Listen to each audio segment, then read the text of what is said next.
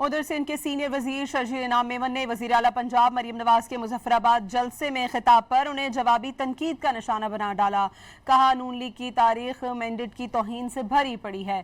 शर्जील इनाम मेमन ने कहा कि मुस्लिम लीग नून जाली मैंडेट वाली जमात है और कश्मीरियों के हकूक की अलंबरदार बनने की कोशिश कर रही है। गिलगित बल्तिस्तान की तरह कश्मीरी अवाम भी फॉर्म 47 की पैदावार जमात को मुस्तरद कर देंगे। सिंध के सीनियर वजीर ने कहा कि पंजाब के लाखों बासी इलाज के लिए सिंध का रुख करते हैं, फॉर्म 47 वाले कश्मीरियों की हमदर्दियां हासिल करना चाहते हैं। उधर सिंध के सीनियर वजीर शर्जील इनाम मेमन ने वजीर आला पंजाब मरीम नवाज के मुजफ्फराबाद जलसे में खिताब पर उन्हें जवाबी तनकीद का निशाना बना डाला।